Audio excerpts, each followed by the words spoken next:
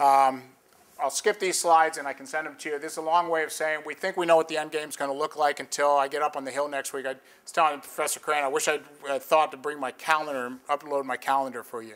Next week I head to the Hill and I meet with everybody in the House Armed Services Committee, Senate Armed Services Committee, the entire Arizona delegation, because that's where we live, Defense Appropriations Subcommittee members on the House and Senate side, all trying to get them interested in our little projects, our $9 million little projects. We also have another hurdle I'll show you, but hopefully I'll have a better idea what the end game looks like at that time.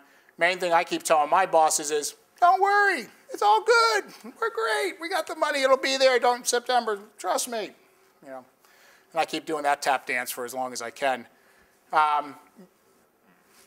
You guys talked about this, but the defense budget is a huge part of the budget. One thing I want to point out and make sure that you know, defense and aerospace, it is relying on the U.S. government.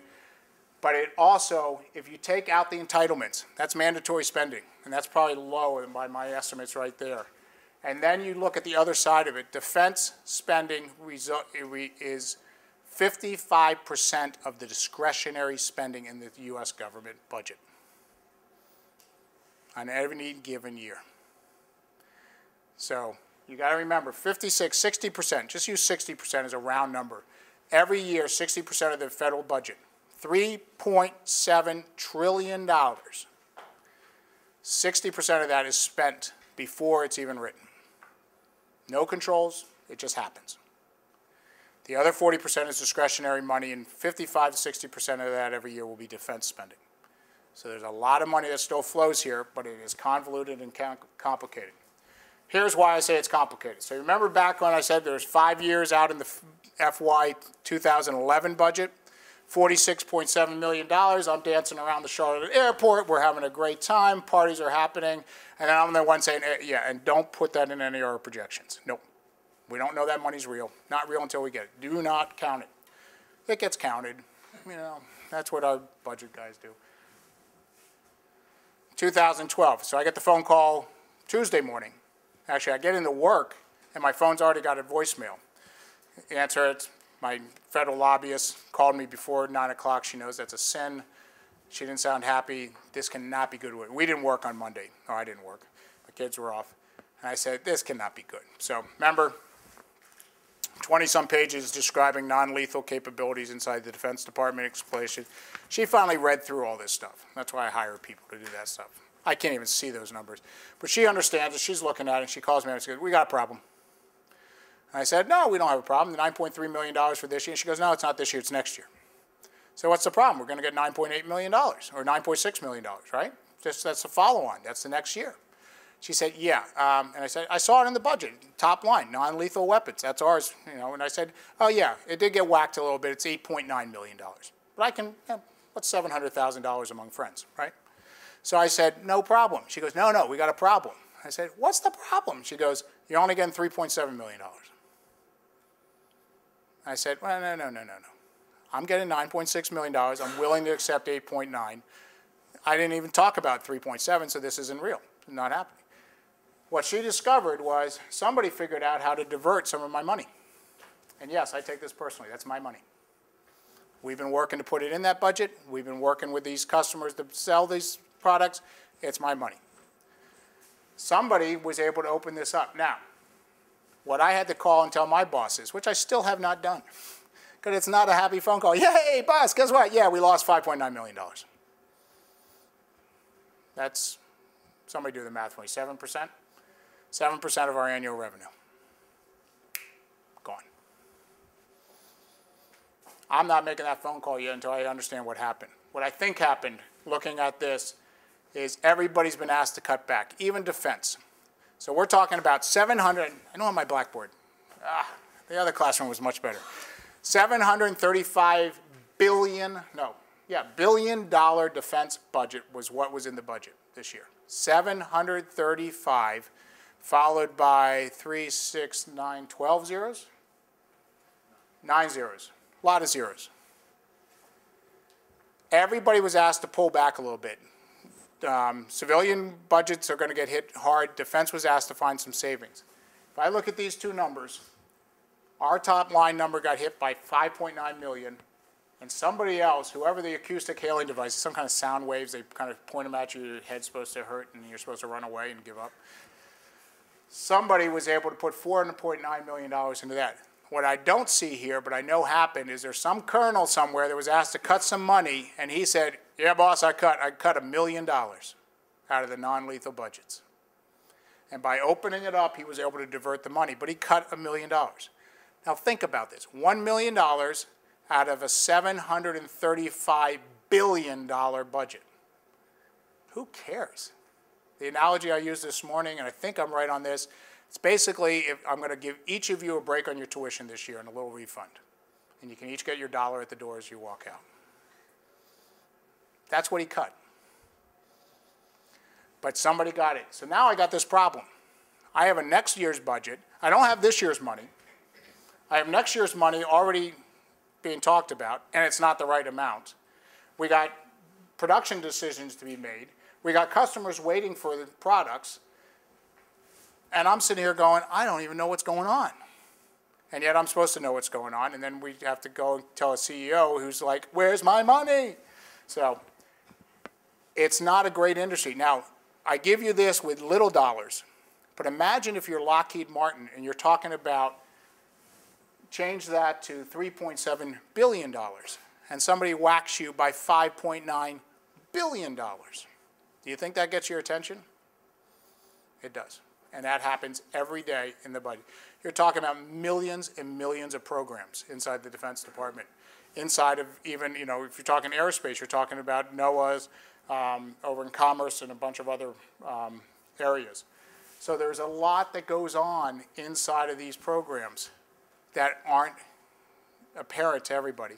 And it is that intersection. I am constantly trying to understand what my company's goals are, what we're trying to do, what I know we need to do for sales, and where are the risks and the hurdles and the uncertainties that have to be explained.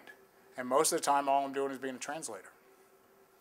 So I'm going to quit there and leave a lot more time for questions, I think, unless there was something I touched on this morning that I didn't hit. Okay. Reason I end with this slide, and I don't have the video, so I won't go behind it, but it's, you start hearing all these discussions. Well, I need to touch on the other one. Anybody know what the most significant thing in the defense world is today? Guys. No, no reason you would know. Actually, the guys this morning actually were following this, which I found interesting. They are going to finally make an announcement that for the third time who's going to get the new aerial tanker contract. Okay, what am I talking about? Fighter jets. Fighter jets are flying around out there.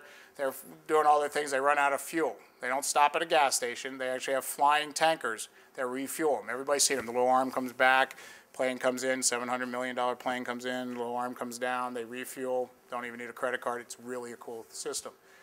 Those tankers, most of them are 30 to 50 years old. 1999, government finally said, yeah, not really cool to have a 20-year-old fly up in that really expensive plane, and he's looking at something with the paint falling off of it, and it's not, he knows the plane's not a really new plane. Military's response is, haven't had any problems. Don't need it. So they started to redo this program anyway. 2000, they started looking at a way to do it. 2004, they contracted with Boeing, the Air Force contracted with Boeing for our replacement, $100 million worth of planes. They were doing it on a lease program. Boeing basically fumbled the contract. They had to rebid it. 2007, 2008, they rebid it between EAD and Boeing, only two major aerospace manufacturers that there are. Boeing is the only American aerospace or airplane manufacturer today. A lot of sentiment on the Hill was just give it to Boeing. It's an American contract, give it to Boeing. Why? If we ever go to war, we need Boeing to be making planes for us. We don't need them being made in France. We need them being made in the United States. If Boeing goes under when we're not at war, because they don't have enough contracts, we don't have anybody to make airplanes for us. It became a political hot potato. Then, lo and behold, and you may have read about this, there was some woman inside the Pentagon that was leaking information to EAD, which then was teamed up with Lockheed. They won the contract. How can you not win a contract if you're getting all the inside information? They win the contract, it gets protested, the contract gets thrown out. So 10 years later, we are going to finally have another round of this. And the reason I wanted to bring it up, because I actually did pull it out this time, Mark, so I wouldn't fumble. Politico. In Washington, D.C., if you're in government relations, you read the Washington Post and then you read the Politico. It's basically an inside rag of everything that's going on. For the last year and a half, every day there has been a full-page ad, cost about $10,000, from both EAD, Lockheed Conglomerate, and Boeing, each talking about their tankers. Boeing talking about the experience they have with building aircraft and have built tankers. EAD saying Boeing fumbled it, didn't even have one. Boeing going back and saying, why would you buy EAD? They've never produced one. The most effective one I've seen, this is yesterday's paper. Again, remember I said 5 o'clock today, the contract gets announced. This is not like the NCAA Final Four tournament where they wait just until announcement Sunday and they get the last 3 guys. They know who they're giving it to. And write it down. Pete Holran says it's going to Boeing. But we'll see at 5 o'clock. That's my guess. This was yesterday. Boeing is still trying to influence people. Both sides, full-page ad, split. But interesting thing, they went to the money side. Boeing KCX, which is the name of their next-generation tanker, will save more than $20 billion in fuel. They're claiming that using the 767s, they got a more aerodynamic plane, they have more efficiencies, they're going to save fuel over time. Remember, these things are flying 24/7. They're up in the air all the time. They think they can save fuel. And what they pointed to, this goes to the policymakers. Does not go to the Pentagon. $20 billion could pay for 75,000 teachers for 5 years. Save $20 billion, you can pay the college expenses of 400,000 veterans. That's the game in the aerospace industry and the money that's involved. It's big money, it's real money. So. Start off, and I'm sure there's some questions, but you got into the team did too in their report about this selling across borders. Mm-hmm. And you have to go through some hoops. And I know many companies, if you're going to sell defense-related products in other countries, and you have to get that cleared. Is that still part of the politics and the lobbying? Oh, it is, very much so. Electronic control devices are an export-controlled commodity. We have to get a Commerce Department license to ship these outside of the United States, even to Canada. We must have a license, and it's not just a blanket license. We must say we are shipping 47 of these to Mark Crane in this country, and here's why he's getting them.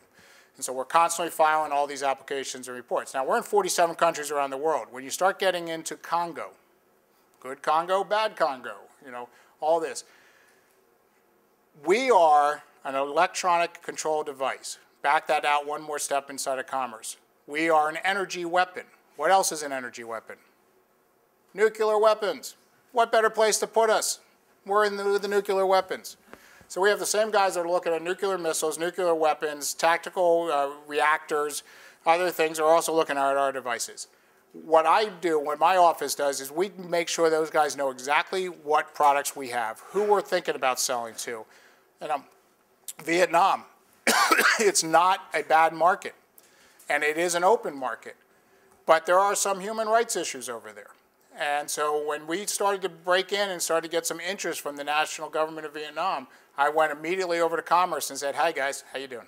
Yeah, we're going to sell to Vietnam. And just kind of gauge a reaction. They were like, no, we don't see a problem with that. I was kind of surprised with that. U.S. government supported that.